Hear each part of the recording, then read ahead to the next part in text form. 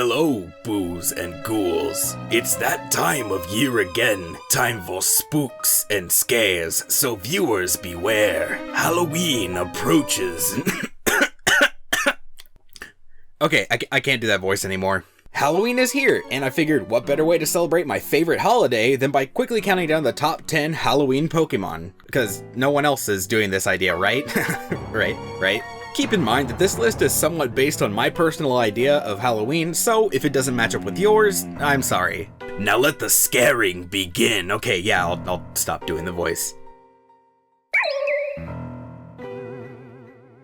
I want you to imagine a picture of a haunted house. Do you have it? Okay, now look at the sky in the background. What do you see? Bats. And of all the bat Pokemon I could choose, I chose Gliscor. Of course, most people's picks would be Zubat or maybe Woobat, but Gliscor just has that spooky feel that you really need from a Halloween bat. It even gives off a vampire-y vibe, so now I don't have to use a slot for a vampire Pokemon. I don't know about you, but one of my favorite things about Halloween as a kid was getting to dress up and be whatever I wanted to be for an entire evening. And to me, no Pokemon better represents costumes than Zoroark. Just like kids dressing up on Halloween and promiscuous females dressing up as a sexy version of what the kids are dressing up as, Zoroark can be anything he wants to be. I know that Ditto could have fit here too, but Ditto changes on a cellular level, and Zoroark just kind of creates the illusion that he's something else, so he wins. Growing up, one of my favorite things to do for Halloween was making decorations with my grandma. My favorite of which were these little ghost things which just happened to look like a Shuppet. In fact, Shuppet is actually based on these little guys, though in Japan they're made as little lucky charms to hang outside of houses, but the concept is definitely still there.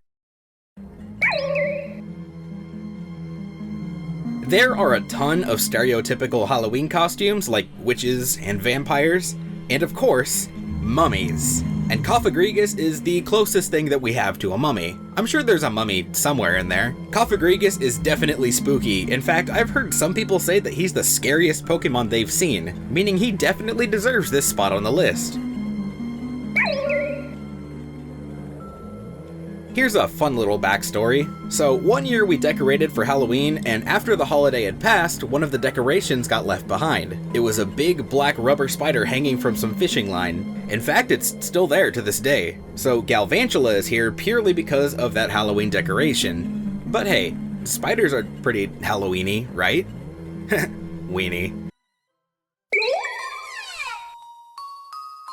Remember the stereotypical costumes?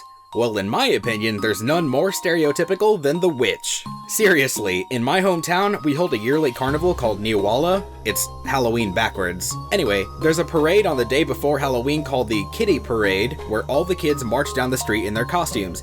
And there's an entire section for witches. Anyway, Miss Magius takes the witch spot because, I mean, Delphox is pretty witchy, but Miss Magius is just scary looking. And she's purple, which obviously I have a thing for. Look who takes our number 4 spot. In the script right now, I actually just put a text heart. Anyway, I've said before that Chandelure looks like something out of a Tim Burton movie, and everyone knows what Tim Burton movie they play this time of year. I don't even need to say the title, but you'd best believe that 14-year-old wannabe scene kids are jumping out of their skinny jeans right now.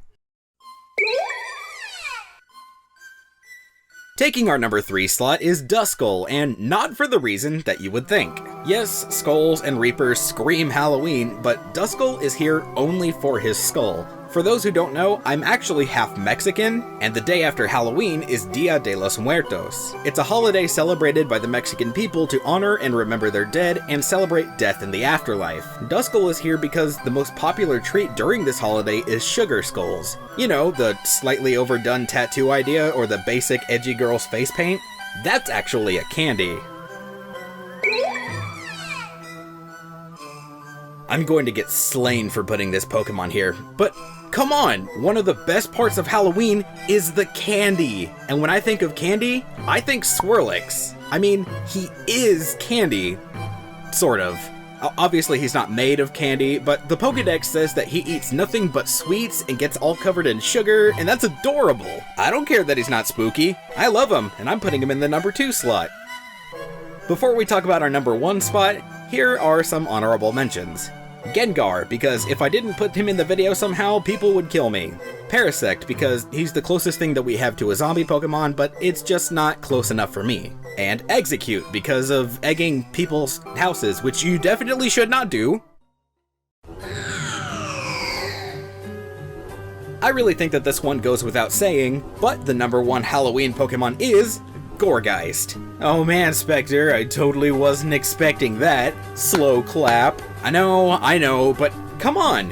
Gourgeist is a jack-o'-lantern. That's like as Halloween as it gets. Once like October 13th hits, you know you're gonna find people posting their pumpkin carvings to Facebook and Instagram. Baby's first pumpkin carving, hashtag Halloween, ha ha ha ha.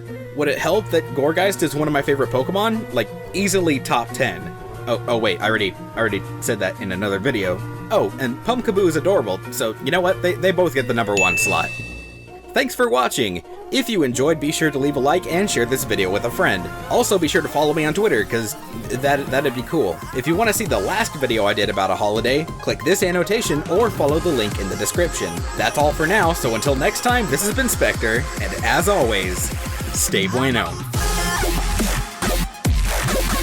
The behemoth is said to be a large, heavy creature with a tail like a cedar tree, and is known for being the primal, unconquerable monster of the land. The leviathan, on the other hand, is a giant sea creature, kind of like a whale, who's quoted as being the primal, unconquerable monster of the sea. Coincidence? I think not. Finally, Rayquaza is based off of this